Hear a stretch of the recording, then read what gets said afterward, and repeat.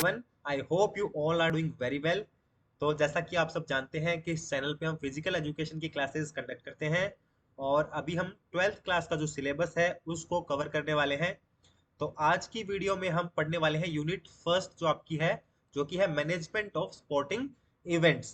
तो इसके बारे में हम पूरे अच्छे से पढ़ेंगे। पहले मेरा ये प्लान था कि अलग अलग वीडियो में आपके अलग अलग टॉपिक के हिसाब से बनाने वाला था, बट अब मैंने वीडियोस बना भी ली हैं, लेकिन अब जो हमारे प्लान्स हैं वो थोड़े चेंज हो गए हैं। तो मैंने प्लान किया है कि एक ही वीडियो में मैं आपको पूरी जो यूनिट फर्स्ट है वो कवर करवा दूं, कोई भी कहीं से भी आपका कोई भी टॉपिक नहीं छूटेगा। तो एक वन शॉट वीडियो में आपका पूरी यूनिट कवर हो जाएगी। So this is presented by me Rahul Jangra, PhD scholar from LNIP Gwalior.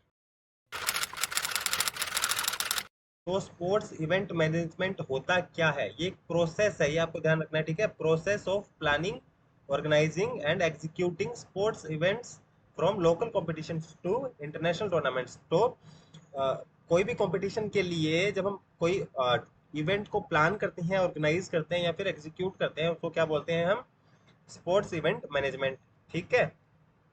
अब हम इसके कुछ फंक्शंस के बारे में बात करेंगे। तो फंक्शंस इसके क्या होते हैं, आपको बेसिकली यही याद रखने हैं। ये इसके 5 फंक्शंस होते हैं, वो आपको याद रखने हैं। पहला है प्लानिंग, दूसरा ऑर्गेनाइजिंग, फिर है कंट्रोलिंग, स्टाफिंग एंड डायरेक्टिंग। ये आपको ध्यान में रखना है, ठीक है।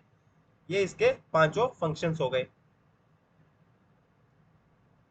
अब हम एक एक करके इसके फंक्शंस के बारे में देखेंगे कि ये क्या क्या होते हैं। तो सबसे पहले देखेंगे हम प्लानिंग क्या होता है। Planning is the foremost function. जो सबसे पहले जो कोई भी इवेंट करवाने से पहले जो फंक्शन किया जाता है ना, वो होता है प्लानिंग, ठीक है। As it gives a view of future course of action, कि हम आगे क्या करने वाले हैं। ये हमें क्या बताएगा कि हम पूरे टूर्नामेंट, हम इस इवेंट को कैसे कंडक्ट करेंगे, उसका प्लान बनाना, हम आगे क्या करने वाले हैं, वो हमें हमें क्या बताता है? प्लानिंग हमें बताता है। To be effective plan should be, अब प्लानिंग कैसे होनी चाहिए? प्लानिंग होनी चाहिए स्पेसिफिक, लॉजिकल, फ्लेक्सिबल और and complete in all aspect. हर तरह से कंप्लीट होनी चाहिए। And should assist in controlling future events. तो हम आगे जो करने वाले हैं उसको हम कैसे कंट्रोल करेंगे, ये भी हमें पता होना चाहिए। Then a plan must comprehend all the other functions. इसमें और क्या क्या आ जाएगा? इसमें organising, staffing, directing and controlling. जो आगे के जो 5, देखो 5 फंक्शन मैंने आपको बताया, planning, organising, directing, staffing and controlling. तो अब ये प्लानिंग जो है ना, इसके अंदर ये आगे के चारों जो फंक्शन है, वो चारों के चारों इसी के अंदर आते हैं कि हम ऑर्गेनाइज कैसे करेंगे, हम स्टाफिंग का काम कैसे करेंगे, डायरेक्टिंग कैसे करेंगे, हम कंट्रोल कैसे करेंगे। ये सब इसके अंदर आते हैं। Then, in sports and sports events, planning plays an important role to make the event run smoothly. अब प्लानिंग से क्या होता है? इवेंट क्या करती है? स्मूथली, कोई भी इवेंट है वो स्मूथली काम करती है, स्मूथली, इफेक्टिवली और रिमेन फ्री फ्रॉम कॉन्फ्लिक्ट। कोई भी कॉन्फ्लिक्ट ना आए, इसके लिए हम क्या करते हैं? Planning. Then effective planning, effective planning must clearly define. अब प्लानिंग में क्या क्या आना चाहिए? प्लानिंग में आपको एम्स, आपको ध्यान रखना है कि हम क्यों करवा रहे हैं टूर्नामेंट, आपके गोल क्या है ना, आपके ऑब्जेक्टिव्स क्या है। तो एम, गोल और ऑब्जेक्टिव्स ये आपके क्लियर होने चाहिए इस, कोई भी आप जब प्लान कर रहे हो, ठीक है। और इसमें क्या होना चाहिए? It should also explain procedure और मेथड। इसमें क्या प्रोसीजर आप यूज करने वाले हो इवेंट को करवाने के लिए, किस मेथड से आप करवाओगे वो आपको पता होना चाहिए। और ये सिंपल और इजी टू अंडरस्टैंड लैंग्वेज में होना चाहिए कि सबको समझ में आए, ठीक है। अब बेटा देखो, प्लान में क्या होना चाहिए? Sports plan should be prepared in a manner, professional manner. जैसे कोई भी काम करते हैं उसमें प्रोफेशनलिज्म हमें रखना चाहिए ना, सीरियसली हमें कोई काम करना चाहिए, तो प्रोफेशनल मैनर में ही हमें प्लान करना है अच्छे से। ऐसे नहीं हम मजाक मजाक में कुछ भी प्लान कर देंगे, ठीक है। तो प्लान एक, हम जब प्लान अच्छा करेंगे तभी तो अपना काम आगे जो होगा वो अच्छा होगा ना। तो इसके अंदर हमारा कमिटमेंट होना चाहिए, इसके अंदर एंजॉयमेंट भी होना चाहिए। ऐसा भी ना हो कि हम बोर हो रहे हैं बिल्कुल ही। और हमारे वॉलेंटरी एफर्ट होने चाहिए हमारे खुद की तरफ से, ठीक है। अब दूसरा स्टेप प्लानिंग के बाद क्या आएगा? ऑर्गेनाइजिंग। ऑर्गेनाइजिंग में देख लो आप, ऑर्गेनाइजिंग में, organising is the next step after planning. पहला planning, then organising, next step हो गया। It is the process of execution of the plan. हमने प्लान तो बना लिया, अब प्लान बनाने के बाद हम उसको एग्जीक्यूट कैसे करेंगे वो आएगा ऑर्गेनाइजिंग में। अब इसके अंदर आता क्या क्या है? दिस इंक्लूड डिस्ट्रीब्यूटिंग रिसोर्सेज, कि हम कोई भी रिसोर्स यूज करने वाले हैं वो उसको डिस्ट्रीब्यूट करना है अलग अलग, जो कमेटी हमने बनाई है उसके अंदर। मान लो कोई टेक्निकल कमेटी है, ठीक है।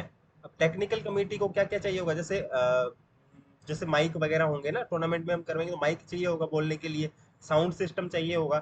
तो ये जो रिसोर्सेज हैं वो कैसे आएंगे, कहाँ से आएंगे, वो इस ऑर्गेनाइजिंग में आएगा, ठीक है।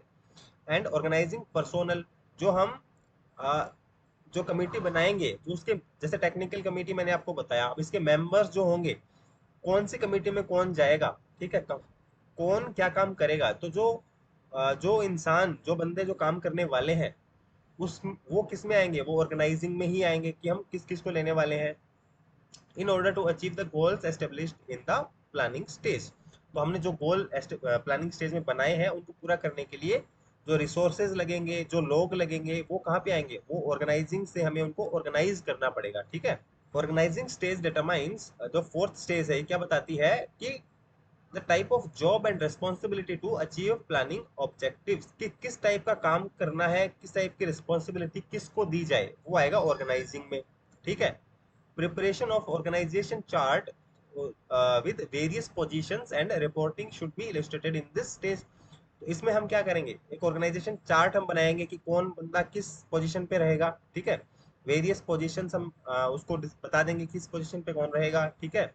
Reporting should be illustrated in this stage. अब यहाँ पे क्या होगा, रिपोर्टिंग होगी, कौन कहाँ रिपोर्ट करेगा। बेसिकली देखो, ऑर्गेनाइजिंग में क्या होता है, ऑर्गेनाइजिंग में हमें पता है कि किसी भी चीज को ऑर्गेनाइज करना, क्या रिसोर्स लगेगा, ठीक है, कौन सी चीज कहाँ पे काम में लेनी है, किस इंसान को कहाँ पे काम में लेना है, ये सब आता है ऑर्गेनाइजिंग में, ठीक है। अच्छा बेटा, आप में से जिन लोगों को नोट्स चाहिए ना, तो नोट्स के लिए आप क्या कर सकते हो, आप मुझे इस नंबर पे व्हाट्सएप कर सकते हो, 9782787588, ठीक है। इस पे क्या करना है आपको, व्हाट्सएप, ठीक है। यहाँ पे आप जब व्हाट्सएप करोगे, आपको मैं इसके नोट्स आपको प्रोवाइड करवा दूंगा, ठीक है। अब ऑर्गेनाइजिंग के बाद क्या आएगा, स्टाफिंग। स्टाफिंग, इस वर्ड से आप वैसे भी फेमिलियर होंगे, जो हम जैसे कोई भी ऑर्गेनाइजेशन में स्टाफ रखा जाता है ना, मतलब किसको हमें रिक्रूट करना है ना, क्या हो गया, रिक्रूटमेंट, या फिर रिक्रूट करना, इसको क्या बोलते हैं, स्टाफिंग। तो दिस रेफर्स टू आइडेंटिफाइंग की स्टाफ पोजीशंस, किस स्टाफ को कहाँ पे रखना है, and ensuring that proper talent is serving that specific job. मतलब जिस इंसान में जो टैलेंट है ना, वो इंसान वहीं पे जाना चाहिए, वही जॉब उसको करनी है, वही काम उसको करना है, वो ड्यूटी उसको करनी है, in order to achieve the aims and objective of an organisation, ठीक है। मतलब एम और ऑब्जेक्टिव जो हमारे ऑर्गेनाइजेशन के हैं, वो अचीव करने के लिए तो हम करेंगे ना, कुछ भी करेंगे तो ये तो है ही। In this process recruitment and selection of qualified employees take place. इस जैसे मैंने बताया, इसमें क्या बताता है, रिक्रूटमेंट आता है, एक तो रिक्रूटमेंट और सिलेक्शन ऑफ क्वालिफाइड एम्प्लॉई, जो क्वालिफाइड है उस जॉब के लिए, उसका सिलेक्शन करना आ गया। After hiring personnel, orientation, training and professional development are also parts of the stage. तो इसमें सिर्फ यही नहीं है कि हम हायर कर लिया, हायर करने के बाद क्या होता है, हम उसका उनका ओरिएंटेशन करेंगे, ठीक है, उनकी ट्रेनिंग करेंगे, ठीक है, प्रोफेशनल डेवलपमेंट करेंगे, ये भी इसी के अंदर आएगा, ठीक है। In orientation new persons are introduce to the nature. Orientation में क्या होता है, हम जो नया, जो भी स्टाफ का या फिर कोई भी नया मेंबर आता है, हम उसको बताते हैं कि हमारी जो ऑर्गेनाइजेशन है वो किस तरह की है, ठीक है, उसकी क्या नेचर है, ऑर्गेनाइजेशन का क्या गोल है, क्या पॉलिसीज है, तो वो हम सब ओरिएंटेशन में बताते हैं, ठीक है। Various training programmes are conducted to provide professional training to the staff at this stage. तो अब इस स्टेज में स्टाफ को क्या करवाई जाएगी, वेरियस ट्रेनिंग प्रोग्राम्स, जैसे कि पहले मैं बता चुका हूँ आप लोगों को। Then in sports events, recruitment of staff as per organisation need should be done. तो इसमें रिक्रूटमेंट आ चुका है। Example, the apex post may be for director of the event, in second line deputy director and then assistant director of sports event may be created. तो जैसे सबसे ऊपर क्या पोस्ट आएगी, डायरेक्टर की आ गई, फिर उसके नीचे डिप्टी डायरेक्टर की आ गई, फिर उसके नीचे असिस्टेंट डायरेक्टर की आ गई, तो इस तरह से पोस्ट क्रिएट की जाती है, ठीक है। तो वो किस में आएगा, स्टाफिंग में। अब स्टाफिंग के बाद क्या आ गया, डायरेक्टिंग। डायरेक्टिंग में क्या आएगा, directing personnel is a leadership quality. मतलब कौन, अब जैसे हमने स्टाफ को रिक्रूट तो कर लिया, ठीक है, उसको हमने काम भी दे दिया कि तेरी ये जॉब है, लेकिन वो कैसे करनी है। जैसे एक मूवी में डायरेक्टर होता है, डायरेक्टर क्या बताता है, डायरेक्टर, अब एक्टर को एक्टिंग करनी आती है, लेकिन उसको कब कहाँ पे कैसे काम करना है, क्या एक्टिंग कब करनी है, किस तरह की, रोने की कब करनी है, मतलब दुखी होने की कब करनी है, हंसने की कब करनी है, वो कब किस में आएगी, वो डायरेक्टिंग में आएगी, ठीक है। तो directing and include letting staff know what needs to be done. अब स्टाफ को कौन बताएगा कि क्या करना है, वो डायरेक्टर बताएगा, डायरेक्टिंग डायरेक्टिंग में आएगा वो, ठीक है। By whom and also by when, कब कौन कैसे करेगा, ठीक है। It include supervision of personnel while simultaneously motivating them. अब इसमें सुपरविजन भी आ जाता है कि भाई कोई काम ठीक कर रहा है कि नहीं कर रहा, ठीक है। और इसी के साथ उनको मोटिवेट करना भी होता है कि अगर कोई बाई चांस किसी से सही नहीं हो रहा है तो उसको मोटिवेट भी करो। विदाउट डायरेक्टिंग प्लानिंग और ऑर्गेनाइजिंग हैज नो मीनिंग। अब आप डायरेक्ट ही नहीं कर रहे हो किसी को, तो आपका प्लान बनाने का या फिर ऑर्गेनाइज करने का मतलब क्या हुआ, कोई मीनिंग ही नहीं है। It is a function of guiding. अब इसमें क्या आता है, गाइडिंग, किसी को गाइड करना, इंस्पायर करना, इंस्ट्रक्ट करना, ठीक है। तो ये सब आ गया हमारा डायरेक्टिंग के अंदर। इसके बाद जो स्टेज आती है वो है कंट्रोलिंग की।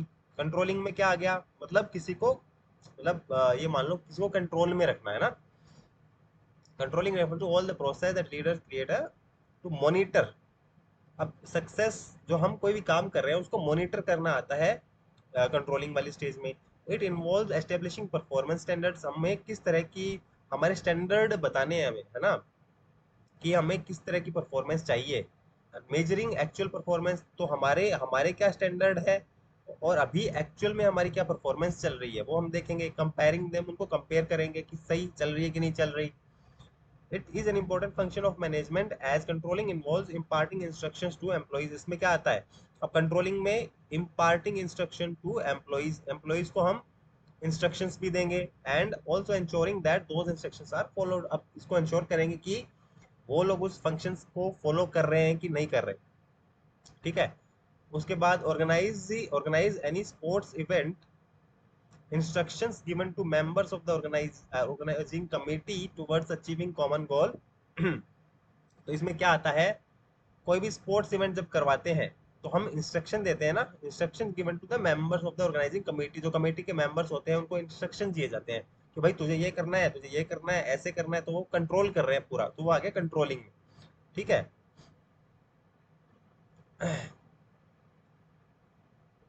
जैसे यहाँ पे लिखा है organising a sport event in case must be carried out sincerely. कोई भी ऑर्गेनाइजिंग करना है ना, अगर हमें ऑर्गेनाइजेशन मतलब कोई भी इवेंट को ऑर्गेनाइज करना है तो वो सिंसियरली होना चाहिए, ठीक है। तो वहां पे कंट्रोल होना चाहिए मतलब किसी का, ठीक है। Higher order management people control lower order people. तो जो हायर मैनेजमेंट होते हैं ना, जैसे स्कूल में क्या होगा, स्कूल में आपके प्रिंसिपल्स होते हैं, है ना। प्रिंसिपल जो है आपका, आपके वो जो आपके बाकी जो टीचर्स है उनको कंट्रोल करके रखते हैं, है ना, कि भाई हमारी जो ऑर्गेनाइजेशन है, हमारा जो स्कूल है, वहां पे काम सही से चल रहा है कि नहीं चल रहा, जो काम करना है कब करना है, उसमें पूरा कंट्रोल किसका रहता है, प्रिंसिपल का, ठीक है, स्कूल के केस में। ओके, तो ये हो गई आपकी पांचवी जो स्टेज है वो हो गई। तो आपकी जो अभी आपने क्या क्या पढ़ लिया हम लोगों ने, कंट्रोलिंग, डायरेक्टिंग, स्टाफिंग, ऑर्गेनाइजिंग और प्लानिंग, ठीक है।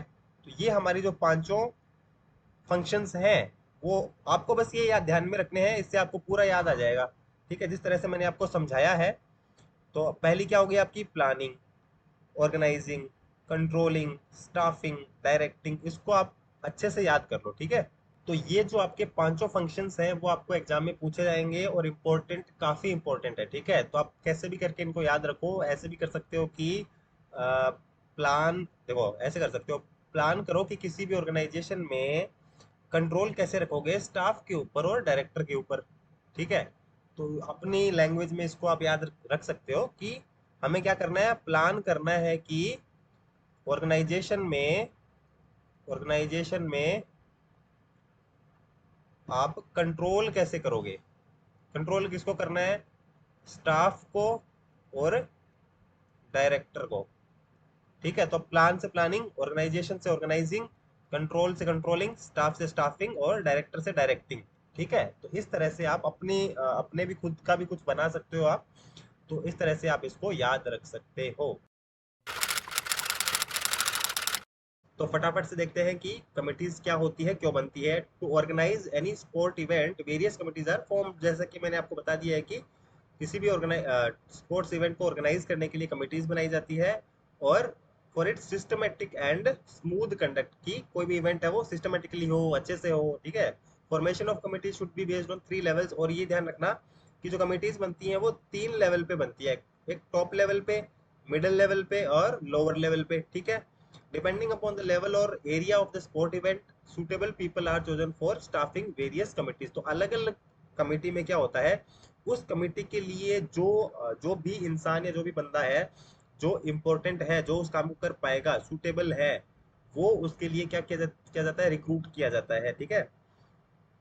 जैसे कि कोई बच्चा होगा, या मतलब बच्चों को भी ले लिया जाता है और टीचर्स को भी ले लिया जाता है, ठीक है। तो कुछ कुछ बच्चे होंगे जो टेक्निकल जो एस्पेक्ट है उनमें अच्छे होंगे, कंप्यूटर वगैरह में, या फिर कंप्यूटर है या माइक्स वगैरह जो यूज करने हैं, है ना, साउंड सिस्टम है, उनकी जो नॉलेज रहेगी वो उस कमेटी में जाएगा। तो जिस तरह की नॉलेज जिसको रहेगी वो उस कमेटी में जाता है, ठीक है। अगर एग्जांपल देखें तो इंट्रामुरल में क्या होता है, जब आपके स्कूल के इंट्रामुरल टूर्नामेंट्स होते हैं, वहां पे क्या होता है, मेंबर्स ऑफ गवर्निंग बॉडी और the principal will remain the top level. तो सबसे टॉप लेवल पे कौन रहता है, या तो कोई भी गवर्निंग बॉडी है, तो हमारे स्कूल में अगर देखें तो कौन होता है, प्रिंसिपल होता है सबसे टॉप लेवल पे। तो इंट्रामुरल में हमें क्या रखना होगा, मतलब स्कूल में प्रिंसिपल को टॉप लेवल पे रखा जाता है। वहीं पे जब हम एक्स्ट्रा मोरल टूर्नामेंट्स होते हैं तो वहां पे क्या होता है, डायरेक्टर, डिप्टी डायरेक्टर या सुपरवाइजर ऑफ द स्टेट या जोन, तो ये लोग जो होते हैं उनको हम टॉप पे रखते हैं, टॉप लेवल पे ये लोग रहते हैं, ना कि प्रिंसिपल रहता है, ठीक है। क्योंकि प्रिंसिपल उस जो आपका स्कूल है उसमें टॉप लेवल पे है, ना कि पूरा जो एक जोन है या फिर पूरा स्टेट है वहां पे नहीं है, ठीक है। तो इस तरह से हमें कमेटी का जो है फॉर्मेशन किया जाता है, ओके। तो अब हम देखेंगे हायरार्की ऑफ ऑर्गेनाइजिंग कमेटी। जो कमेटी बनती है उसमें हायरार्की क्या रहती है, कौन टॉप लेवल पे कौन रहता है, फिर बीच में कौन रहता है, फिर नीचे वाले लेवल पे कौन रहता है। इस तरह से एक हायरार्की होती है जो हर ऑर्गेनाइजेशन में होती है, हर कमेटी में होती है, वो देखते हैं। तो जब अब यहाँ पे बात करते हैं हम इंट्रामुरल की, इंट्रामुरल जो इवेंट होते हैं किसी भी स्कूल में या इंस्टीट्यूशन में, उसमें क्या क्या रहता है, सबसे एक नंबर पे कौन रहेगा, चेयरपर्सन, वो कौन होता है, प्रिंसिपल, हमारे स्कूल का प्रिंसिपल, ठीक है। नंबर 2 पे कौन रहेगा, कन्वेनर, जो हमारे जो मोस्टली क्या होता है, जो स्पोर्ट्स टूर्नामेंट्स होते हैं उनमें कौन होता है, फिजिकल एजुकेशन टीचर ही होता है। फिर उसके बाद कौन रहेगा, मेंबर्स रहेंगे जो स्कूल के अदर टीचर्स हैं। और लास्ट में जो सबसे नीचे रहेंगे वो हेड बॉय या फिर गर्ल, ठीक है। वो कौन होते हैं, स्पोर्ट्स सेक्रेटरी बना दिए जाते हैं या फिर उनको स्पोर्ट्स का प्रेसिडेंट बना दिया जाता है। इस तरह से ये एक हायरार्की रहती है, ठीक है। तो ये आपको हायरार्की ध्यान में रखनी है। सबसे ऊपर चेयरपर्सन आ गया, फिर उसके नीचे कन्वेनर आ गया, फिर उसके नीचे मेंबर आ गया, मेंबर्स, ठीक है, फिर उसके नीचे हेड बॉय या फिर हेड गर्ल। तो आपको ये हायरार्की ध्यान में रखनी है। अब चलते हैं जब एक्स्ट्रा मुरल इवेंट्स होते हैं, एक्स्ट्रा मुरल इवेंट, वहां पे क्या हायरार्की रहती है। तो सबसे ऊपर देखो, डायरेक्टर ऑफ फिजिकल एजुकेशन या फिर physical education and sports in state government. तो आपके स्टेट गवर्नमेंट का जो कौन रहता है, डायरेक्टर, ठीक है। फिर उसके नीचे डिप्टी डायरेक्टर या फिर असिस्टेंट डायरेक्टर या फिर सुपरवाइजर, ठीक है। तो इसको हम बोल देंगे डिप्टी डायरेक्टर। फिर उसके नीचे कौन रहता है, physical education teachers of different schools. तो अलग अलग स्कूल्स के फिजिकल एजुकेशन टीचर्स होते हैं, फिजिकल एजुकेशन टीचर्स, तो ये वाले रहते हैं। तो पहले डायरेक्टर, डिप्टी डायरेक्टर और फिजिकल एजुकेशन टीचर्स, ये आपको हायरार्की ध्यान में रखनी है। अब देखो, there is no fix number of committees to be constituted to organise sport event. किसी भी ऑर्गेनाइज स्पोर्ट इवेंट के लिए कोई फिक्स तो है नहीं ना कि हमें इतनी कमेटी रखनी है। It depends on the number of participant, participant कितने हैं, किस लेवल का आपका इवेंट हो रही है ना, मतलब कैसा आपको स्पेशलाइजेशन कैसा चाहिए, है ना, वॉलेंटियर्स जो आपके हैं वो कितने डेडिकेटेड है। तो कुल मिला के बात ये है कि we can formulate 4 committees under an organising committee. तो बेसिकली 4 कमिटीज होती हैं जो हम आपके एग्जाम पॉइंट ऑफ व्यू से इंपॉर्टेंट है, वो हम देखने वाले हैं, ठीक है। अब यहाँ पे हम देखेंगे कमिटीज एंड देयर फंक्शंस, कौन कौन सी कमिटीज है और उनके फंक्शंस क्या क्या है। तो पहली है टेक्निकल कमिटी, दूसरी है फाइनेंस कमिटी, तीसरी है मार्केटिंग कमिटी और चौथी आएगी लॉजिस्टिक कमिटी। अब हम एक एक करके इनको देख लेते हैं कि ये क्या होती है। ये आपको चारों याद रखनी है नाम, ठीक है। तो बात करते हैं टेक्निकल कमेटी की। टेक्निकल कमेटी क्या होती है, it covers the technical aspect of events. जितने भी टेक्निकल एस्पेक्ट है, जैसे कि requisition to procure sports equipment, जो स्पोर्ट्स इक्विपमेंट वगैरह खरीदने हैं, है ना, तो उनका खरीदना है या फिर उनको जैसे मेंटेन करके रखना है, वो सब काम टेक्निकल कमेटी करेगी। Conducting matches on time through selection of officials, on time matches conduct करवाना और सिलेक्शन ऑफ ऑफिशियल्स, ऑफिशियल जैसे रेफरी हो गए, अंपायर है, जज है, टाइम कीपर्स है, इनका सिलेक्शन करना। इसके बाद अब आएगी हमारी, अब इसमें हम देखेंगे कि प्री स्पोर्ट्स इवेंट है ना, टूर्नामेंट से पहले, ड्यूरिंग द टूर्नामेंट और इवेंट, और पोस्ट इवेंट हम क्या, ये जो टेक्निकल कमिटी है ये क्या काम करेगी। तो देखो सबसे पहले क्या करेगी, टूर्नामेंट से पहले put forward a requisition to purchase equipment, ये बताएगी कि हमें इक्विपमेंट की जरूरत है, किस किस इक्विपमेंट की जरूरत है वो ये बताएगी। दूसरा, invitation and confirmation from officials to conduct sports event. तो ऑफिशियल जितने ऑफिशियल्स को क्या भेजेगी, ये इनविटेशन भेजेगी, ठीक है, कि भाई आप आओ टूर्नामेंट करवाओ। Cleaning and layout of the field, field को क्लीन करवाना, ठीक है, फील्ड का ध्यान रखना, वो सब काम करेगी। अरेंजमेंट ऑफ इक्विपमेंट, तो इक्विपमेंट का और स्टेशनरी और इक्विपमेंट्स का अरेंजमेंट करना, ठीक है। Preparation of fixtures, fixtures banana, rules banana, rules and regulation का ध्यान बताना, ठीक है, ये सब चीज क्या करेगी, टेक्निकल कमेटी करेगी। अब ड्यूरिंग द इवेंट क्या करेगी technical committee, conducting matches, matches करवाना टेक्निकल कमेटी का काम है, ठीक है, क्लीनिंग वगैरह का ध्यान रखना, लेआउट का ध्यान रखना, ठीक, कलेक्शन ऑफ स्कोर शीट्स, ठीक है, और जितने भी पेपर्स हैं ऑफिशियल से या फिर मेरिट लिस्ट जो बनेगी, जितने भी पेपर वर्क होगा वो कौन करेगा, टेक्निकल कमेटी करेगी, ठीक है। और अब टूर्नामेंट के बाद क्या करेगी, arranges for the cleaning and layout of the field, और क्लीनिंग एंड लेआउट तो यही करेगी, ड्यूरिंग भी आएगा और प्री इवेंट भी आएगा, ड्यूरिंग द इवेंट आएगा और पोस्ट इवेंट क्लीनिंग वगैरह का काम यही देखेगी, ठीक है, ये सुपरवाइज करेगी। Maintenance of the field, field का मेंटेन करके रखना फील्ड को। Placing of all equipment back to store, अब टूर्नामेंट हो गया उसके बाद में सारे जो इक्विपमेंट्स वगैरह है उनको वापस से स्टोर में रखना। तो टेक्निकल कमेटी का बेसिकली काम हो गया, एक तो इक्विपमेंट्स का ध्यान रखना, ठीक है, आपको एग्जाम में अगर पूछा जाए तो मोटा मोटा आपको ये ध्यान रखना, इक्विपमेंट्स का ध्यान रखना, क्लीनिंग और लेआउट का ध्यान रखना, ठीक है, और एक और क्या था, पेपर वर्क, पेपर वर्क है और ऑफिशियल्स जितने भी है, ठीक है, उनका ध्यान रखना। अब आती है हमारी नंबर 2 पे लॉजिस्टिक कमेटी। तो लॉजिस्टिक कमेटी बेटा देखो क्या करती है, एक तो ट्रांसपोर्टेशन का काम पूरा इसका होता है, ठीक है, किसी प्लेयर को या ऑफिशियल को लाना ले जाना बस स्टैंड से या रेलवे स्टेशन से, कहाँ पे उसको रुकवाना है, सब ये काम करेगी। बोर्डिंग एंड लॉजिंग, रुकवाने का काम हो गया, ठीक है। रिफ्रेशमेंट के रिफ्रेशमेंट वगैरह जो इनको देनी है, जो भी इनको खाना पिलाना करवाना है, सब ये ध्यान रखेगी। डेकोरेशन का ध्यान रखेगी। कंडक्टिंग सेरेमनीज, सेरेमनी वगैरह करवाना, ये सब ये लॉजिस्टिक कमेटी ध्यान रखेगी। Look after the opening, opening ceremony, ठीक है, opening ceremony, victory ceremony, photographers को हायर करना, वीडियोग्राफर को हायर करना, ठीक है। तो ये सारे काम किसके हो गए, हमारे लॉजिस्टिक कमेटी के। अरेंजमेंट ऑफ रिफ्रेशमेंट, रिफ्रेशमेंट का अरेंजमेंट करना, decoration, reception, entertainment, light and sound, ठीक है, मेडिकल एस्पेक्ट हो गए, ये सारे हमारे लॉजिस्टिक कमेटी का काम है। अब इसमें अगर हम देखें कि प्री, सबसे मतलब इवेंट से पहले क्या करवाएगी, इवेंट से पहले प्री स्पोर्ट्स इवेंट में क्या करवाएगी, प्लेसमेंट का ध्यान रखना, arrangement, requisition of purchase of stationery, तो जितने भी स्टेशनरी आइटम्स जितने भी होंगे, स्टेशनरी आइटम है, उनको लाना ले जाना, वो सब ये करेगी। चेयर टेबल लाना, सोवेनिर्स हो गए, जितने भी मोमेंटो वगैरह दिए जाते हैं प्लेयर्स को, ऑफिशियल्स को, वो उसको लाना, मतलब उनको लाना, ठीक है। लाइट एंड साउंड के जितने भी इक्विपमेंट्स है वो लाना, ठीक है, बकेट वगैरह है जो बाल्टी वगैरह जो काम आएगी टूर्नामेंट में, जितने भी मतलब जितने भी टूर्नामेंट में इक्विपमेंट्स या फिर जितने भी टेक्निकल चीजें हैं, जितने भी काम आती है ना, उनको लाना ले जाना, लॉजिस्टिक है ना, तो लॉजिस्टिक का काम है कि प्लेयर्स को या फिर इक्विपमेंट्स को लाना ले जाना, ठीक है। Sending invitation to stakeholder, ठीक है, तो इनविटेशन भेजेगी, जितने भी स्टेक होल्डर्स है, जो स्पॉन्सर्स होते हैं उनको भेजेगी, ठीक है। अब जितने भी अदर अदर स्कूल और इंस्टीट्यूशंस हैं उनको भेजेगी। वीआईपी गेस्ट जो होते हैं उनको इनविटेशन भेजना। Requisition of purchase of medal and certificates, अब मेडल और सर्टिफिकेट्स को लाना ले जाना या फिर जो भी हमें परचेज करना है मेडल और सर्टिफिकेट, उसका काम हो गया।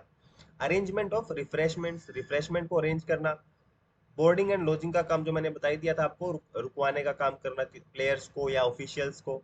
सिलेक्शन ऑफ वॉलेंटियर्स, हमें कितने वॉलेंटियर्स रखने हैं, क्या क्या काम करेंगे वॉलेंटियर्स वगैरह, उनका काम हो गया। फर्स्ट एड किट को प्रिपेयर करना। अरेंजमेंट ऑफ मेडिकल फैसिलिटीज का अरेंजमेंट भी लॉजिस्टिक कमेटी करती है, तो आपको ये चीजें ध्यान में रखनी है।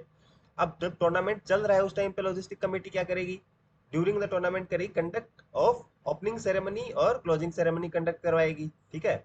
रजिस्ट्रेशन चेक करेगी प्लेयर्स का, और रिफ्रेशमेंट को डिस्ट्रीब्यूट करना, मैनेजमेंट ऑफ स्पेक्टेटर, जो देखने आए हैं स्पेक्टेटर्स उनको मैनेज करके रखना कि भाई कोई इधर उधर लड़ाई ना कर रहा हो, है ना, कुछ कोई भी प्रॉब्लम ना हो उनके बीच में। Handing over of medals and certificates, medal और सर्टिफिकेट देना। मतलब जिस जिसका टूर्नामेंट हो गया, मान लो ड्यूरिंग द टूर्नामेंट, मान लो कोई पहले हार गया तो उसको जो मेडल देना या उसको जो सर्टिफिकेट देना है, कुछ भी उसका पार्टिसिपेशन सर्टिफिकेट होता है तो वो देना। ट्रांसपोर्टेशन ऑफ प्लेयर्स, प्लेयर्स और पार्टिसिपेंट जितने भी होते हैं उनका ट्रांसपोर्टेशन का ध्यान रखना, ठीक है, ये आपको मैंने बता ही दिया है। और पोस्ट इवेंट में क्या होगा, supervises the cleaning of the venue, clean हो गया है कि नहीं हो गया वो भी ध्यान रखेगी। Placing of the items back in their appointed place, जितने भी आइटम इन्होंने उठाए हैं उनको अपने अप्रोप्रिएट प्लेस पे रखना, ठीक है। तो ये हो गया हमारे सारे लॉजिस्टिक कमेटी के काम। और जिनको नोट्स चाहिए, मैं आपको पहले भी बता चुका हूँ, जिनको नोट्स चाहिए वो इस नंबर पे 9782787588, इस नंबर पे क्या करोगे, व्हाट्सएप, ठीक है। तो मैं आपको ये जो नोट्स हैं मेरे, ये मैं आपको प्रोवाइड करवा दूंगा। अब आ गई हमारी फाइनेंस कमेटी। फाइनेंस कमेटी देखो क्या करती है, ये बैकबोन है ऑफ स्पोर्ट्स टूर्नामेंट, ये आपको ध्यान रखना है, बैकबोन ऑफ स्पोर्ट्स टूर्नामेंट। कैसे, अब ये क्या करती है, जितने भी फाइनेंस के काम होते हैं ना, जैसे स्पॉन्सरशिप लेना, ठीक है, कहाँ से हमें पैसा, हम कहाँ से पैसा लेंगे, फिर उसको यूज कैसे करेंगे, तो ये पूरा काम फाइनेंस का जितना भी काम होगा वो हमारी फाइनेंस कमेटी देखेगी। It pitches to different companies, अब जितने भी कंपनीज है उनके सामने पिच करेगी। शार्क टैंक में आपने देखा होगा ना, जो कंपनीज के जो आते हैं, सीईओ वगैरह आते हैं, वो पिच करते हैं अपने आइडिया को।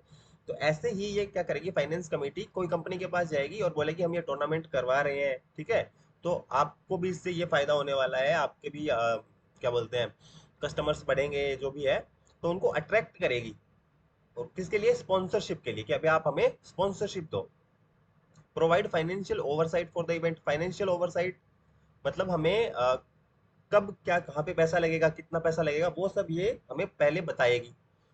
Involve in all aspect related to finance के जितने भी एस्पेक्ट है उसमें ये इन्वॉल्व रहेगी। जैसे प्लानिंग हो गई, अकाउंटिंग हो गई, डिसीजन मेकिंग हो गई, फाइनेंस से रिलेटेड सब कुछ। फाइनलाइजेशन ऑफ स्पॉन्सरशिप को फाइनलाइज कर देगी। Keeping an I on inflow and outflow of finance, कितना कैश जा रहा है या फिर कितने पैसे लग रहे हैं, कितने आ रहे हैं, कितने जा रहे हैं, सब ध्यान रखेगी। Purchase of equipment and other items required for conducting the equipment, अब जो इक्विपमेंट्स हम परचेज कर रहे हैं कितना, उसमें कितना पैसा लग रहा है, ठीक है, उसका ध्यान रखेगी। सेटलिंग पेमेंट्स ऑफ ऑफिशियल्स को पेमेंट करना, ठीक है, जितने भी मतलब पैसे से रिलेटेड जितना भी काम है ना वो फाइनेंस कमेटी देखेगी, ठीक है, आपको तो ये ध्यान रखना है। अगर हम इसमें देखें प्री इवेंट में क्या होता है, तो सबसे पहले टूर्नामेंट से पहले क्या करेगी, ये बजट तैयार करेगी, prepare the budget to purchase sports equipments, equipments खरीदने के लिए, स्टेशनरी खरीदने के लिए, मेडल्स खरीदने के लिए, सर्टिफिकेट्स लेने हैं, ठीक है। तो इन सब के लिए क्या करेगी, ये बजट बनाएगी कि हमें हमारा इतना पैसा लगने वाला है।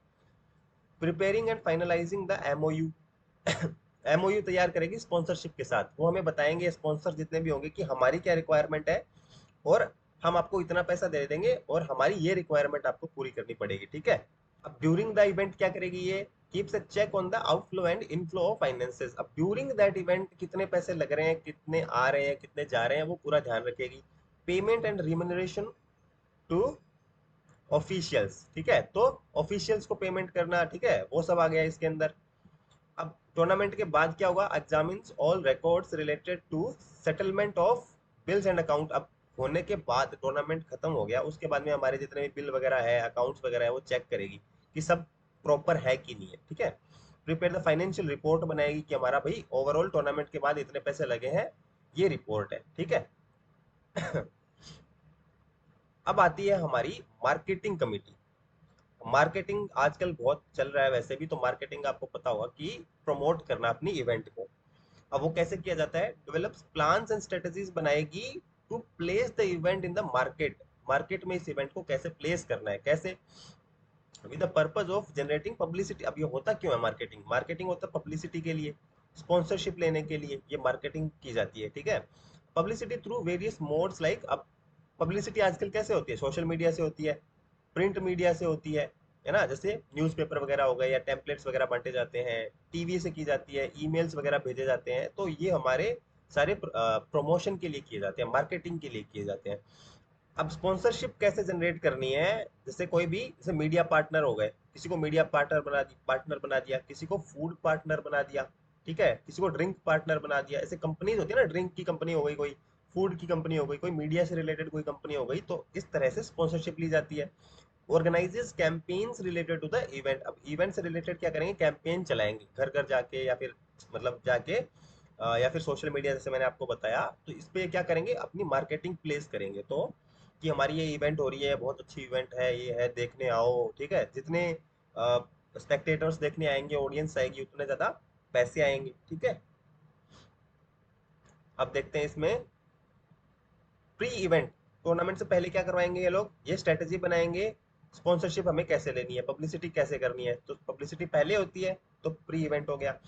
फिर उससे पहले क्या क्या करेंगे, कॉल करेंगे स्पॉन्सर्स को भाई, और उनके साथ मीटिंग फिक्स करेंगे कि हम मीटिंग फिक्स कर लेते हैं, और कॉल वगैरह चालू कर देंगे, अपनी कॉल करना कि सर हम ये टूर्नामेंट करवा रहे हैं, ऐसे करवा रहे हैं, जो भी है। प्रिपरेशन ऑफ एमओयूज, तो एमओयूज को तैयार करेंगे। ये एमओयू की फुल फॉर्म क्या है, मेमोरेंडम ऑफ अंडरस्टैंडिंग, ठीक है। तो एक मतलब ये पेपर होता है कि स्पॉन्सर हमसे क्या चाहते हैं और हम स्पॉन्सर से क्या चाहते हैं, ठीक है, तो ये एक मेमोरेंडम ऑफ अंडरस्टैंडिंग होता है, ठीक है, दोनों के बीच में आपसी सहमति। अब ड्यूरिंग द इवेंट क्या करेगी मार्केटिंग कमेटी, ये क्या करेगी, प्रेस वगैरह रिलीज करती रहेगी कि आज ये जीता, आज ये हुआ, ठीक है। मीडिया के साथ ये काम करेगी। मैनेजेस मेथड्स ऑफ कम्युनिकेशन, अलग अलग कम्युनिकेशन के मेथड है, मतलब मीडिया हो गया, सोशल मीडिया है ना, प्रिंट मीडिया है, जितने भी मेथड्स है वो सारे ये मैनेज करके रखेगी। Fulfils the requirements of sponsors as per MOU, MOU में जो इन्होंने लिखा है, स्पॉन्सर्स जितने हमारे स्पॉन्सर्स हैं उनकी क्या रिक्वायरमेंट्स है वो पूरा करेगी। Arrangement for telecast of event, और इवेंट को टेलीकास्ट करना, ठीक है, कोई यूट्यूब पे डालता है आजकल, है ना, कोई अदर जो सोशल सोशल मीडिया है उन पे डालेगा, तो कैसे टेलीकास्ट करना है। देन पोस्ट स्पोर्ट्स इवेंट, बाद में क्या करेंगे, ये एक प्रेस रिलीज करें कि हमारा ये टूर्नामेंट खत्म हो गया, इसमें ये जीते हैं, ये हारे हैं, ये फाइनल खेले हैं, जो भी है। और क्या करेगी, ये अरेंज फॉर अ रीटेलीकास्ट, अब देखेंगे कि हम इसको रीटेलीकास्ट भी करवा पाए इवेंट को बाद में कभी। इस वाली वीडियो को हम प्रैक्टिकली करके देखेंगे, और एक सेपरेट वीडियो में इसको बहुत अच्छे से हमें करके देखना पड़ेगा। तो इस वाली में अगर हम करेंगे तो थोड़ा सा मिक्सअप हो जाएगा, तो हम एक काम करेंगे, इसको अलग ही वीडियो में करेंगे और बहुत अच्छे से। मैं जल्दी से एक दूसरी वीडियो इसके लिए आपको लाके दे दूंगा, ठीक है।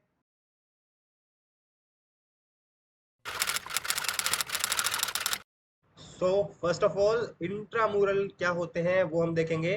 तो मीनिंग क्या होता है इंट्रामुरल का, इंट्रामुरल का मीनिंग जो है वो है within the walls, within the walls, ठीक है। मतलब it refers to a tournament conducted within the walls of a single institution, school और कम्युनिटी। तो एक सिंगल इंस्टीट्यूशन या एक सिंगल कोई स्कूल है या फिर कोई कम्युनिटी है, उसके अंदर जो कोई टूर्नामेंट करवाया जाता है उसको बोलते हैं हम इंट्राम्यूरल, ठीक है। Conducted with in players of one institution, कोई, और उसमें खेलते कौन कौन है, उसी जो इंस्टीट्यूशन के, जैसे आपका कोई स्कूल है ना, जो आपका स्कूल है, तो आपके स्कूल में अगर इंट्रामुरल होंगे तो उसके अंदर आप लोग ही खेलोगे, जो आपके स्कूल के जो आपके जो स्कूल के जो स्टूडेंट्स हैं वो लोग ही खेलेंगे, बाहर का कोई नहीं खेल सकता, ठीक है। इसके एग्जांपल्स क्या है, स्पोर्ट्स डे, स्पोर्ट्स फेस्टिवल्स जो होते हैं, एथलेटिक्स मीट जो होती है स्कूल में, है ना, स्विमिंग मीट हो गई स्कूल में, और बैडमिंटन के टूर्नामेंट्स होते हैं अमंग हाउसेस, जो आपके हाउस जो बने होते हैं उनके बीच में जो आपस में करवा लेते हैं, उनको बोलते हैं इंट्रामुरल। तो इसके ऑब्जेक्टिव्स क्या क्या होते हैं, अच्छा पहले मैं आपको बता दूं नोट्स के लिए, तो नोट्स के लिए आपको क्या करना है, 9782787588, इस नंबर पे आपको व्हाट्सएप करना है मुझे, ठीक है, याद रखना है। तो ऑब्जेक्टिव्स में क्या आएगा, to encourage mass participation in sports in an institution. तो इंट्रामुरल का जो सबसे बड़ा एक ऑब्जेक्टिव या फिर एम जो होता है ना, वो होता है मास पार्टिसिपेशन, बच्चों का पार्टिसिपेशन होना जरूरी है, पार्टिसिपेशन होना चाहिए। और क्या है, to focus on all round development, एक मास पार्टिसिपेशन आ गया, ऑल राउंड डेवलपमेंट आ गया। और क्या है, टू डेवलप वैल्यूज लाइक, कौन सी वैल्यू डेवलप करना है, फेयर प्ले, रिस्पेक्ट, फ्रेंडशिप, ऐसी हमारी वैल्यूज डेवलप करना हमारे अंदर, ठीक है। To provide the first opportunity to compete in a controlled environment. अब कोई बच्चा खेलना चाहता है, ठीक है, तो उसको मतलब खेलने के लिए सबसे जो सही एनवायरनमेंट होता है ना, कंट्रोल्ड एनवायरनमेंट होता है, वो सबसे पहले कहाँ पे खेलता है? फर्स्ट अपॉर्चुनिटी होती है उसके स्कूल में खेलना। उसके बाद वो हो सकता है वो बाहर खेलेगा, है ना, दूसरे स्कूल्स के साथ खेलेगा, फिर अपने स्टेट दूसरे स्टेट के साथ खेलेगा, दूसरे डिस्ट्रिक्ट के साथ खेलेगा। तो इस तरह से उसकी फर्स्ट अपॉर्चुनिटी जो होती है वो होती है अपने स्कूल में खेलना, अपने जो फ्रेंड्स हैं उनके साथ खेलना। यहाँ से उसकी प्रोफेशनल स्पोर्ट्स खेलने का ये बोलो एक रास्ता जो है वो यहीं से बनता है, ठीक है। टू फोकस ऑन फिटनेस, अब इससे क्या होगा, फिटनेस पे भी फोकस किया जाता है, wellness, health aspect of children. तो अगर ज्यादा खेलेंगे तो हेल्थ भी अच्छी रहेगी ना, फिटनेस अच्छी रहेगी, तो उसका ऑलराउंड डेवलपमेंट होगा, जिसको हम क्या बोलते हैं, वेलनेस बोलते हैं। To promote curricular integration through sports, तो आपका जो करिकुलम होता है ना, करिकुलम में भी स्पोर्ट्स को ऐड किया जाता है, उसको भी इंटीग्रेट किया जाता है, ठीक है। To help children to develop personality, personality development होता है। फर्स्ट स्टेज ऑफ पर्सनैलिटी में जो फर्स्ट स्टेज क्या आती है, लीडरशिप की क्वालिटी आती है ना, उसके इमोशंस को कंट्रोल करना, है ना, एक दूसरे के साथ कोऑपरेशन करना, ये कैसे आता है, ये खेलने से आता है। अब देखते हैं कि इसका सिग्निफिकेंस क्या होता है, सिग्निफिकेंस ऑफ इंट्रामुरल। तो इसका सिग्निफिकेंस सबसे पहले है सिलेक्शन फॉर एक्स्ट्रा मूरल। तो जो एक्स्ट्रा मूरल जो टूर्नामेंट्स होते हैं, जो जो दूसरे स्कूल के साथ हम खेलते हैं या फिर दूसरे डिस्ट्रिक्ट के साथ खेलते हैं, तो उसके लिए सेलेक्ट कौन होता है, जो जो बच्चे हमारे स्कूल में पहले बच्चों को कैसे सिलेक्ट किया जाता है, इंट्रामुरल के थ्रू उनको सिलेक्ट किया जाता है बच्चों को। वहां पे जो अच्छा खेलते हैं उनको फिर बाहर भेजा जाता है, ठीक है। तो intramural tournaments provide an opportunity to select a player और team to participate in extramural tournaments. तो एक्स्ट्रामुरल टूर्नामेंट्स में पार्टिसिपेट करने के लिए सेलेक्ट किया जाता है। फिर आता है ग्रुप कोहेशन। ग्रुप कोहेशन क्या होता है? ग्रुप कोहेशन होता है मिलके रहना।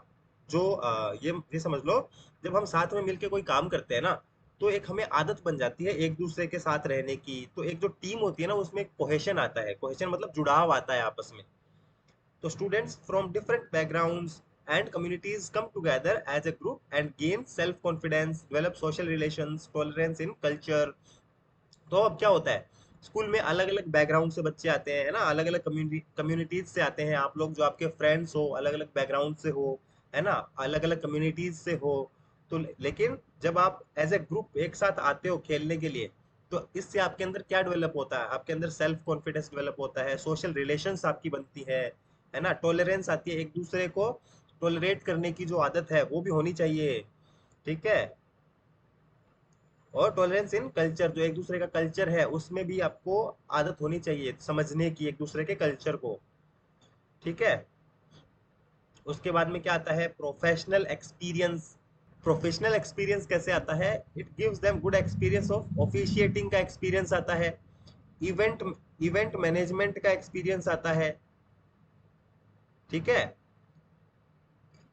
In future this experience helps them in professional and personal aspect, उनके प्रोफेशनल एस्पेक्ट में भी काम आता है, पर्सनल एस्पेक्ट में भी काम आता है। जब आप कोई आपको बोल दे कि आपको इंट्रामुरल टूर्नामेंट करवाना है, ड्यूटी लगती है ना बच्चों की, जो लोग खेलते नहीं है, जो स्टूडेंट्स, उनकी ड्यूटी लग जाती है। तो वो क्या करवाते हैं, वो ऑफिशिएटिंग करते हैं, वो मैनेज करते हैं पूरा, है ना। तो उनको अपना आगे चल के अगर उनको अपने प्रोफेशन में भी उनको ये चीजें काम आती है ना, मैनेज करना, है ना, पर्सनल लाइफ में भी उनके ये चीजें काम आती है, कैसे मैनेज किया जाता है। और आगे क्या है, हेल्थ। हेल्थ तो आपको पता ही है, सबसे इम्पोर्टेंट जो एक एस्पेक्ट है या फिर इसका सिग्निफिकेंस है वो क्या है, health.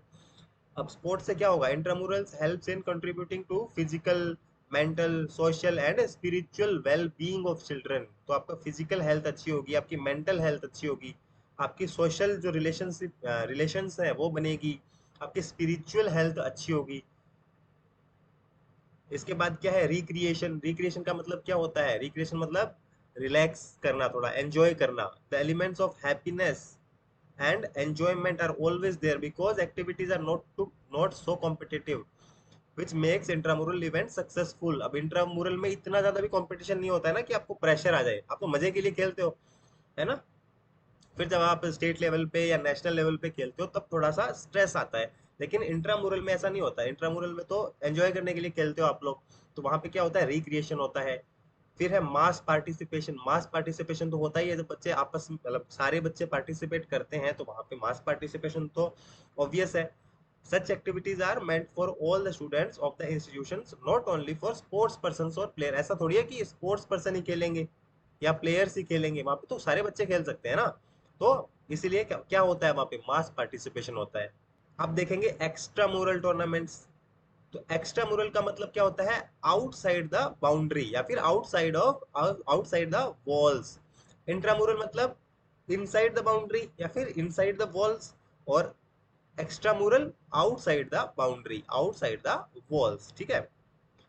Tournaments are conducted between two और मोर प्लेयर्स या फिर टीम्स ऑफ डिफरेंट स्कूल्स। अब टूर्नामेंट यहाँ पे किस में होते हैं, बिटवीन दो प्लेयर के बीच में होगा, लेकिन ऑफ डिफरेंट स्कूल्स, या अलग अलग स्कूल से, अलग अलग कॉलेजेस से, या फिर अलग कोई इंस्टीट्यूशन है, उनके बीच में जब कंपटीशन होता है उसको बोलते हैं एक्स्ट्रा मुरल।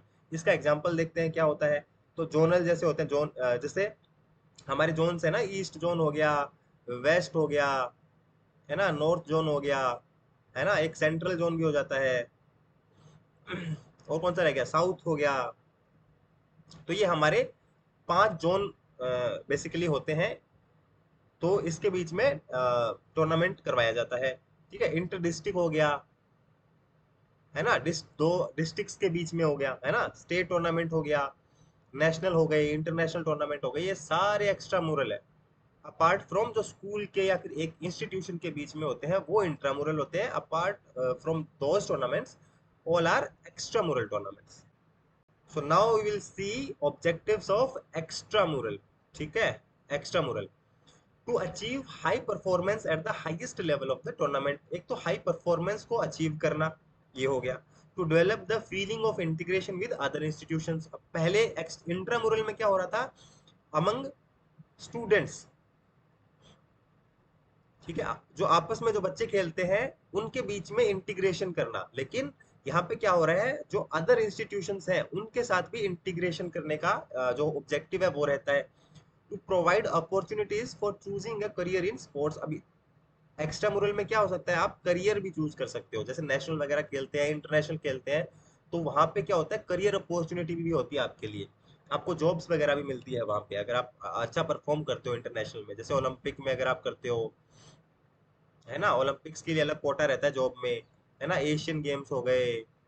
तो इस तरह से क्या होता है, आपको करियर अपॉर्चुनिटी भी आपके लिए रहती है। To promote social cultural economic development through sports. Social development, cultural development, economic development, ये तो आप स्पोर्ट्स का कोई भी एस्पेक्ट हो, इंट्रामुरल हो, एक्स्ट्रा मुरल हो, वहां पे आपको ये तो दिखेंगे ही दिखेंगे, सोशल कल्चरल इकोनॉमिक। और ये फिजिकल और मेंटल डेवलपमेंट वाला जो आया था ना इंट्रामुरल में, ये भी आ सकता है यहाँ पे, physical development, mental development, social तो आ ही गया यहाँ पे, है ना, तो ये भी आ जाता है। अब सिग्निफिकेंस ऑफ एक्स्ट्रामुरल टूर्नामेंट। तो सिग्निफिकेंस क्या हो गया, प्रोग्रेशन इन परफॉर्मेंस। तो आपकी परफॉर्मेंस क्या होगा, परफॉर्मेंस का प्रोग्रेस होगा, आगे और अच्छी होगी। The athletes and sports person gain experience. अब इससे क्या होगा, आपको एक्सपीरियंस मिलेगा ज्यादा, जब बाहर जाके आप खेलोगे तो आपको एक्सपीरियंस मिलेगा। लर्न टू प्रिपेयर टैक्टिक्स, आप टैक्टिक्स सीखोगे, आगे जाके आपको कब क्या करना है, कौन सा स्ट्रोक कब खेलना है ना, कौन सी टेक्निक कब यूज करनी है। टैक्टिक बेसिकली क्या होता है, टैक्टिक एक होता है टेक्निक। अच्छा, आप है ना, आप कमेंट करके ये मुझे बताओ ये क्या होता है, टेक्निक और टैक्टिक। नहीं आएगा तो फिर मैं आपको उसका आंसर बताऊंगा, ठीक है। एंड स्ट्रेटजीज, कब कौन सी स्ट्रेटजी आपको लगानी है गेम में। Develop fitness, psychological preparation, fitness develop होगी, साइकोलॉजिकल आपकी प्रिपरेशन अच्छी होगी, ठीक है। तो बेसिकली क्या होता है, प्रोग्रेशन होती है आपके परफॉर्मेंस में। फिर है साइकोलॉजिकल फैक्टर भी होता है ना। तो ये मैं आपको अभी बता ही रहा था, फिजिकल मेंटल, तो मेंटल में ही तो आता है साइकोलॉजिकल। तो आपकी जो साइकोलॉजी है, आपका जो मेंटल हेल्थ है वो अच्छी होती है। बैलेंस साइकोलॉजिकल फैक्टर्स लाइक, जैसे कि आपकी स्ट्रेस है वो मतलब स्ट्रेस को रिमूव करने के लिए भी काम आता है ना। आपका कॉन्फिडेंस डेवलप होता है, सेल्फ एस्टीम आपकी डेवलप होती है, इमोशंस आपके बैलेंस होते हैं, है ना। और आपकी क्वालिटी जैसे कि लीडरशिप की क्वालिटी है, टीम बिल्डिंग की क्वालिटी है, ये सब सारे साइकोलॉजिकल फैक्टर के अंदर आते हैं, ठीक है। तो ये आपके बैलेंस होते हैं, ये आपके इंप्रूव होते हैं। फिर लेवल ऑफ फिटनेस, ये फिजिकल में आ गया, है ना, ये वाला साइकोलॉजिकल में आ गया था, ये फिजिकल में आ गया। Makes an individual physically as well as mentally strong to compete at higher levels. तो फिजिकली आप एक पर्सन को स्ट्रॉन्ग बनाते हैं, मेंटली भी स्ट्रॉन्ग बनाता है। मेंटली वाला वैसे यहाँ पे आ जाएगा साइकोलॉजिकल में, ठीक है। Socialisation, increase cross cultural exchange, जो हम बात कर रहे थे पहले ना, अलग अलग कल्चर के लोग आते हैं तो वो क्या होता है, कल्चरल एक्सचेंज होता है, cross cultural exchange. Inter community association, अलग अलग कम्युनिटीज आपस में मिलती हैं, in which individuals get a chance to know and understand different places. अब जब बाहर आप खेलने जाओगे तो आपको अनवांटेडली या फिर ऐसे बोल लो कि आपको अलग से आपको पढ़ना नहीं पड़ेगा। जैसे आपका टूर्नामेंट है, मान लो मैं बात करूं नॉर्थ में कहीं, या नॉर्थ में या फिर आपका साउथ में कहीं टूर्नामेंट हो रहा है, ठीक है। तो साउथ के जो मंदिर वगैरह होते हैं आप वहाँ पे वो देखोगे, है ना। साउथ में आप वहाँ का कल्चर समझोगे, वहाँ पे क्या होता है। या फिर नॉर्थ में आपका मान लो कहीं पे आ गया टूर्नामेंट, तो आप वहाँ का कल्चर समझोगे। ईस्ट का कल्चर समझोगे अगर टूर्नामेंट जब आपका आता है कहीं भी। तो आपको अननोइंगली या फिर आपको कुछ वहाँ पे एफर्ट नहीं डालना पड़ेगा समझने के लिए, पढ़ना नहीं पड़ेगा अलग से, ठीक है। In which individuals get a chance to know and understand different places. तो आपको अलग अलग प्लेसेस को समझने का चांस मिलेगा, अलग अलग कल्चर को समझने का चांस मिलेगा, ठीक है। तो कम्युनिटी स्पोर्ट्स क्या होता है? Community sports is a society based practice of connecting and engaging people with opportunities to participate in sports exercise and fitness activities। तो ये बेसिकली होता क्या है, एक दूसरे से कनेक्ट करने के लिए या थोड़ा फन के पर्पज से, है ना। हमारा सोसाइटी में जैसे हमारे बिल्डिंग है, अपार्टमेंट है ना, कोई सोसाइटी है, तो वहाँ के सारे बच्चे मिलकर, है ना, वहाँ के लोग मिलकर कुछ खेल रहे हैं, है ना। और हमारे स्कूल है वो कुछ अपना फन के लिए करवा दिया, कुछ इवेंट करवा रहा है स्कूल, जैसे स्पोर्ट्स से करवाता है ना स्कूल, वो हो गया। कॉलेज कुछ फेस्ट वगैरह करवाते हैं, वहाँ पे कुछ स्पोर्ट्स इवेंट्स होते हैं। तो इस तरह से जो कम्युनिटी के लिए किसी भी स्कूल कॉलेज सोसाइटी के अंदर जो बेसिकली एंजॉयमेंट के पर्पज के लिए, रिक्रिएशन के लिए जो इवेंट्स कराए जाते हैं उनको बोलते हैं कम्युनिटी स्पोर्ट। तो इस तरह से आप इसको थोड़ा सा बना के अपनी लैंग्वेज में लिख सकते हो कि अगर आपको क्वेश्चन आता है कि कम्युनिटी स्पोर्ट्स होता क्या है, तो आप अपने लैंग्वेज में लिख देना। और बाकी अगर आपको थोड़ा सा और अच्छी लैंग्वेज में आपको लिखना है, डेफिनेशन पूरा अच्छे से लिखना है, तो यहाँ पे आपको ये डेफिनेशन दे रखी है, तो आप इसको और अच्छे से आप लिख सकते हो, ठीक है। और मैंने आपको बता ही दिया, नोट्स अगर आपको चाहिए तो इस नंबर पे आपको व्हाट्सएप करना है 9782787588।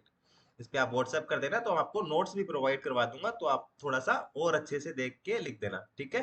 Purpose, develop health promotion initiatives with in community members. जो भी कम्युनिटी है हमारी, कोई जैसे स्कूल है, मान लो स्कूल में स्कूल के जो बच्चे हैं, है ना, कोई अडल्ट है, एल्डर्स है, जो भी कम्युनिटी के मेंबर हैं, उनकी हेल्थ के लिए, ठीक है। तो ये आप लिख सकते हो पर्पस में। और क्या पर्पस होता है?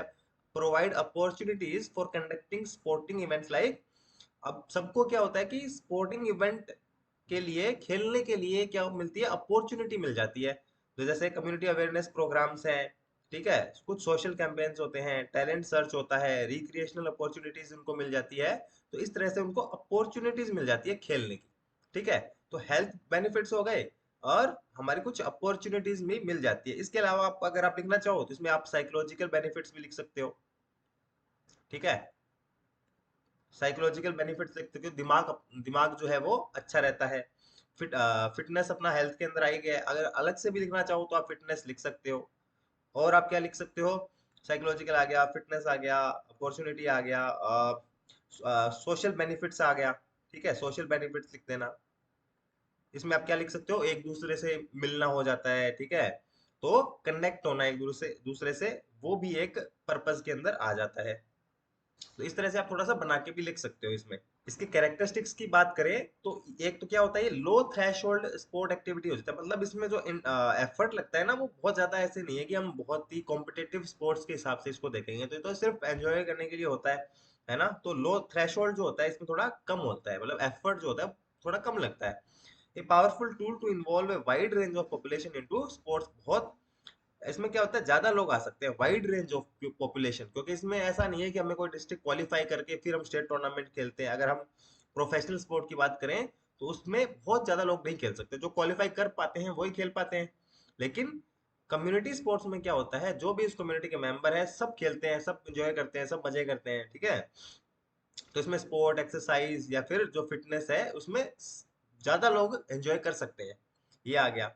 मे not be always competitive, even if they are organised they may not be officiated with rule book style. तो इसमें ऑर्गेनाइज करवाए जाते हैं, लेकिन एकदम ऐसे नहीं है कि रूल बुक स्टाइल से करवाए जाते हैं। जैसे हमारा प्रोफेशनल स्पोर्ट्स में तो पूरा एकदम जो होता है रूल, जो होता है वो स्ट्रिक्ट रहना चाहिए ना, अच्छे से रूल फॉलो करना है। लेकिन इसमें ऐसा नहीं है, थोड़ा बहुत अगर इधर उधर होता है तो चल जाता है, ठीक है। अब इसके बेनिफिट्स देख लेते हैं। तो बेनिफिट में इसमें हेल्थ बेनिफिट, सोशल बेनिफिट और साइकोलॉजिकल बेनिफिट। जो देखो पर्पस जो होता है ना, उसी के हिसाब से बेनिफिट होगा, जो हमारा पर्पस होगा उसी के हिसाब से बेनिफिट है। तो जो आप इसको थोड़ा सा सोच समझ के, अगर आपको पर्पस पूछते हैं तो आप ये चीजें भी लिख सकते हो कि भाई हमारा हेल्थ का भी पर्पस हो सकता है, किसी का सोशल पर्पस हो सकता है, किसी का साइकोलॉजिकल हो सकता है। इसलिए बेनिफिट भी वही होंगे, फिर हेल्थ का बेनिफिट होगा, सोशल बेनिफिट होगा, साइकोलॉजिकल बेनिफिट होगा। अब हेल्थ में क्या होता है, huge impact on physical and mental health. Health physical भी हो सकती है, मेंटल भी हो सकती है, ठीक है। दिमाग थोड़ा सही रहता है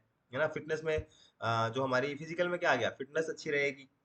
फिर क्या है, not only improve cardiovascular and muscular health but also lower the risk of various lifestyle related disease. तो कार्डियोवास्कुलर हेल्थ मतलब हमारा हार्ट सही रहता है ना। मस्कुलर हेल्थ हमारी जो मसल्स वगैरह हैं वो सही रहती है। इसके अलावा हमारी जो लाइफस्टाइल रिलेटेड डिजीज है, कौन सी होगी लाइफस्टाइल रिलेटेड, डायबिटीज वगैरह होती है। इसके अंदर हमारी ओबेसिटी आ जाती है, फैट थोड़ा सा आ जाता है ना बॉडी के ऊपर, तो ओबेसिटी वो आ जाती है। ये लाइफस्टाइल रिलेटेड डिजीज के अंदर आ गया, तो इनसे हमें छुटकारा मिल जाता है।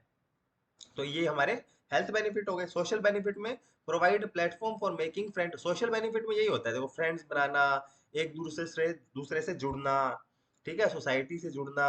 तो ये सारे हमारे सोशल बेनिफिट्स के अंदर आ जाता है। बाकी अगर आपको और अच्छे से पढ़ना है तो यहाँ पे लिखे हुए हैं। Psychological benefits, they help in improving self esteem. अब साइकोलॉजिकल बेनिफिट्स में क्या क्या आता है, self esteem, personal development, stress management, various other psychological benefit. जैसे एंजाइटी मैनेजमेंट भी आ जाता है इसके अंदर। क्या है, एंजाइटी मैनेजमेंट, मैनेजमेंट, ठीक है। तो इस तरह से आप ये जो तीन है ना, इनके ऊपर आप अपने हिसाब से बना के लिख सकते हो। अच्छा, तो कम्युनिटी स्पोर्ट्स इवेंट होती कौन कौन सी है, इनके एग्जांपल्स अपन देख लेते हैं। तो सबसे पहले आती है स्पोर्ट्स डे। जो स्कूल में हमारे स्पोर्ट्स डे होता है ना, वो इसका सबसे इम्पोर्टेंट, सबसे बड़ा एक एग्जाम्पल है कम्युनिटी स्पोर्ट का। Sports day is one of the important programmes that feature in the annual calendar of the most residential areas community schools. तो बेसिकली स्कूल, कम्युनिटी स्कूल्स जो होते हैं या फिर स्कूल्स होते हैं, वहां पे स्पोर्ट्स डे होता है। Government of India is celebrating national sports day on 29th of August. 29th अगस्त को क्या होता है, नेशनल स्पोर्ट्स डे होता है। तो बेसिकली ज्यादातर जो स्कूल्स होते हैं वो नेशनल स्पोर्ट्स डे के ऊपर अपने स्कूल का जो स्पोर्ट्स डे है वो ऑर्गेनाइज करवाते हैं, on the occasion of the birth anniversary of major Dhyanchand, hockey legend. इसका आपको पता होना चाहिए, ठीक है। ये बहुत बड़े हॉकी के लेजेंड है मेजर ध्यानचंद, जिनका जिनकी बर्थ एनिवर्सरी आती है 29 अगस्त को। तो हमारे जो हमारा नेशनल स्पोर्ट्स डे है वो इन्हीं के बर्थडे पे मनाया जाता है, ठीक है। ये भी आप ध्यान रखना। इसके बाद हेल्थ रन इवेंट्स होती होगी, आपने देखा होगा आपके आ, शहर में ये इवेंट, जो गवर्नमेंट है वो ये इवेंट ऑर्गेनाइज करवाती है। Such kind of run is generally conducted for the purpose of improving health standards in society and creating awareness about the importance of physical activities for maintaining good health or for raising charity। तो basically ये charity करने के लिए और अपना society में एक message देने के लिए कि जो रनिंग है या फिर फिटनेस है उसकी क्या इंपॉर्टेंस है। तो इस पर्पज से ये हेल्थ रन करवाए जाते हैं। तो काफी सारे शहरों में ये इवेंट्स होते हैं, ठीक है। इसके बाद क्या है, रन फॉर फन होती है, ऐसे ही थोड़ा फन के लिए। तो नाम से हमें पता लग ही रहा है, the purpose of this run is to spread the message of staying fit and healthy among the masses. तो बेसिकली इनका पर्पज यही है कि फिट रहने का मैसेज देना, ठीक है। और क्या है, रन फॉर स्पेसिफिक कोज। अब कुछ स्पेसिफिक कोज के लिए, मान लो क्लीनलीनेस के लिए, है ना, कुछ ग्रीन एनवायरनमेंट को हमें प्रमोट करना है, तो इसलिए कुछ मतलब ये जो है कम्युनिटी स्पोर्ट, इसको जो बोलेंगे रन फॉर स्पेसिफिक कोज, तो ये भी एक तरह से रनिंग करवाई जाती है। रन फॉर यूनिटी, तो यूनिटी के, ये भी यहाँ पे क्या मैसेज दे रहा है, यूनिटी का। In such type of run, the purpose is to promote the feeling of integrity. Integrity मतलब मिलजुल के रहना, unity and brotherhood in community, state, nation और among different religion. तो brotherhood का, integrity का ये मैसेज देने के लिए ये वाली जो इवेंट है ये करवाई जाती है। तो आप तो एक काम करना, आप ये जो 5 हैं, अगर एग्जाम में आता है तो ये आपको जो पांचों इवेंट्स हैं इनका नाम लिख देना, और थोड़ा थोड़ा जैसे मैंने बताया है इसको एक्सप्लेन कर देना, ठीक है। बाकी नोट्स मैं आपको दे ही दूंगा। तो ये थी हमारी कंप्लीट वीडियो, एक ही वीडियो में। हालांकि मैंने पहले अलग अलग वीडियोस बना रखी थी, आपको पता लग गया होगा वीडियो देख के, बट फाइनली मैंने इनको मर्ज कर दिया ताकि आपका एक ही वीडियो में पूरा काम हो जाए। तो ये थी आज की हमारी वीडियो। उम्मीद करता हूँ आपको वीडियो अच्छी लगी होगी। अगर आपको वीडियो अच्छी लगी है तो वीडियो को लाइक कर दो, चैनल को सब्सक्राइब कर दो और सबके साथ फटाफट से शेयर कर दो। जल्दी ही हम मिलेंगे यूनिट 2 के साथ, ठीक है। तो कंप्लीट अच्छे से हम यूनिट 2 को कवर करेंगे और उसमें हम कुछ और नया करने की कोशिश करेंगे। तो तब तक के लिए थैंक यू सो मच।